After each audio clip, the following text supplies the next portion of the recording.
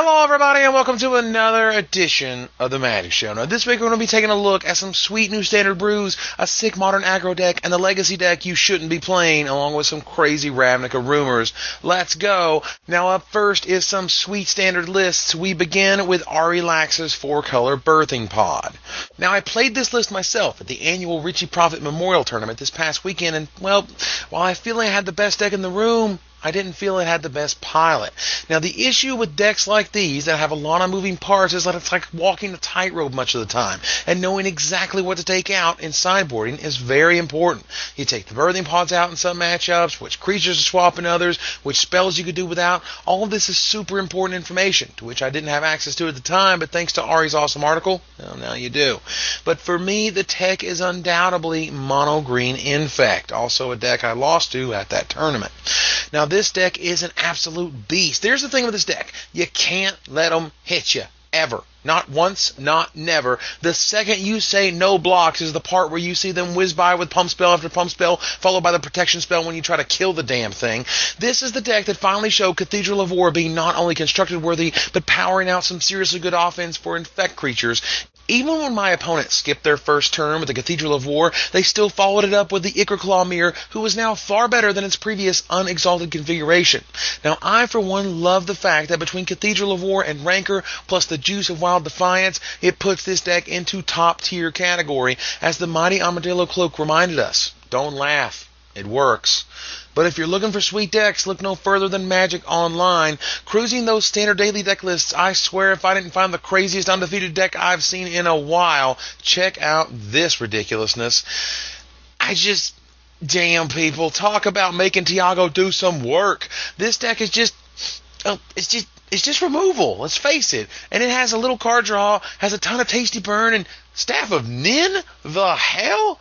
My god, it's terrifying, everybody quickly to the 6-burn artifacts. I can imagine this deck didn't face a lot of Geist of Saint draft, because that card seems to whoop up on this deck something fierce. But if all you face is Mono Green Infect or Birthing Pod decks, this thing must be an absolute beating.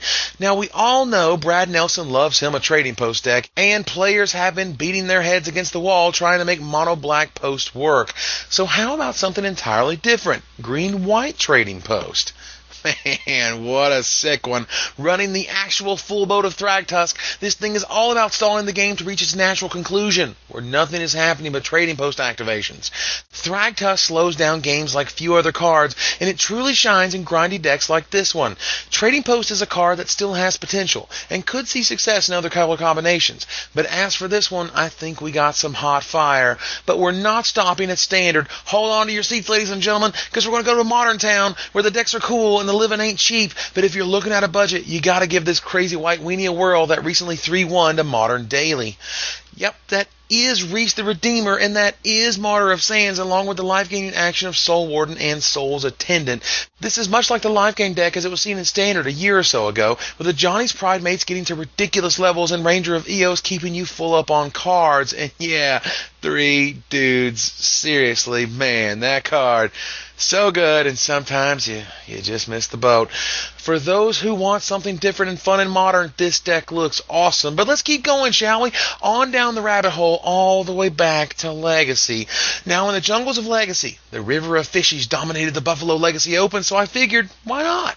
I finally got my first chance to play some competitive Magic in many, many months at the Washington, D.C. Open, and as such, I sleeved up Josh Cho's winning deck with 2 very important differences. Those differences include -2 sideboard cards and +2 stone cold sideboard killers. You ever wanted a 2-mana Vasara the Dreadful in the mirror match? If so, Merfolk Assassin says what's up. Hell yeah, that's just 2 mana when it's starting to be an Uber Trop, right? But then, of course, in round 4, when I'm 3-0 and I face down said mirror, my opponent has all of the old tech. You know, good old, boring, Law Wand Cephalid makes you want to die at a fire. I mean, sure, I return all my guys to my hand, but I still got Phantasmal Image. This is no problem until I can't friggin' play the damn thing, and my 1-counter Ailer Vial is nowhere near high enough to let me do so before getting destroyed. So, I got destroyed. The saddest part, over 3 games, I never even got to draw my Merfolk Assassin, and I never got a chance to play with it the rest of the tournament. Sadness on the stack? Sadness resolves. But unfortunately, fishies aren't where you want to be in Legacy right now. After a blip of success in Buffalo, only one list made top 16 in Washington, D.C., and it didn't even show up in the top 16 for Kansas City. And you know why? One stupid, overpowered squire. Yeah, Stoneforge, mystic finder of Batterskulls and beater of asses. This girl does dirty things to the merfolk matchup. It finds Batterskull, which is a beat in and of itself, and it finds Umazawa Jite, because that card is real fair. Regardless, the rise of the fishies caused Miss Mystic If You're Nasty to show back up, and in droves. Esper and Blue-White Stoneblade varieties generally squish the fishies into the dirt, but at least I got the best pun of the month out of the way courtesy of Brian Bonduin. Because if you got a mulligan with the merfolk, you're running the fishing ships. Yeah. But let's talk fun stuff. And by fun stuff, I mean spoiler time. Yeah. Christmas comes 4 times a year for us, and no matter how much our WotC parents want us to not find the presents, it always seems like a few slip through the cracks.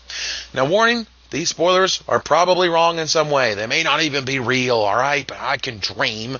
This week's big reveal is the rumored release foil. This also unveils the scavenge mechanic, aka creature flashback. Check out Dead Bridge Goliath.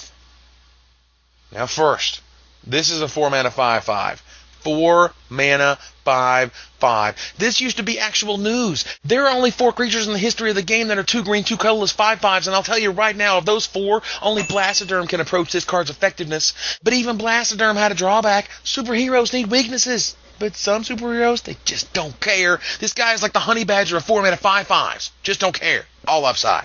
And that mechanic? Oh boy, if you think this mechanic is bad, you haven't been paying attention. This is an uncounterable way to give a huge bonus to any creature on your board, or any creature period for what it's worth. Now this is Scavenge at 6 mana, but what about 1 mana? What about 2 or 3? This is a mechanic ripe for a little push in the right direction. Imagine a 3 mana 3/3 with Scavenge and a 2 green and a colorless. Suddenly for 3 mana, you have a sweet boost to any creature on the board. Even a 1 green mana 1/1 with a Scavenge of a single green is pretty sweet, for limited anyway.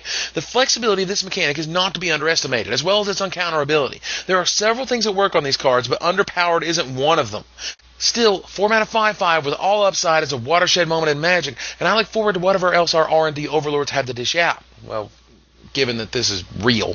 But what I will say is, can we please see a Scavenging Ooze reprint? I mean, this is ridiculous. A $32 rare from a box set that costs $25 retail on release? Good gravy. Talk about your short supply. I can't wait for this card to get heavy circulation, a foil version already for my cube, and for everyone else to get theirs at something less than an arm and a leg as a payment. All I can say is, from everything I can gather, Return to Ravnica is going to be huge, and I mean your mama joke huge. This set being anticipated is one thing, but people freaking out and chomping at the bit is another. I can't wait for more spoilers, and as we ramp into spoiler season, you know I'll be here with a big bucket of popcorn ready to dish them out. Until next time, Magic players, this is Evan Irwin, tapping the cards so you don't have to.